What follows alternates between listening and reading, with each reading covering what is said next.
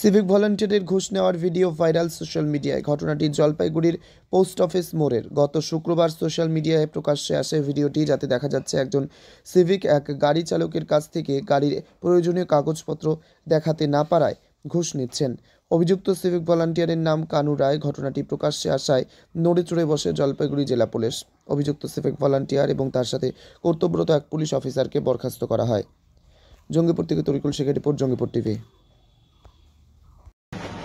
এটা ছিল উঠানোর জন্য 100 টাকা চার্জ দিয়েছে দোকানে। বলতে হবে চারের কথা বলছিলাম। হ্যাঁ, 4 বলছিলাম না 3000 কথা হয়েছে। 3000 কথা হয়েছে। ডাক দিন নাই নাই, আমাদের 1 টাকা নেই। আর যা ছিল একদম খালি পকেটে, একদম কিচ্ছু নেই।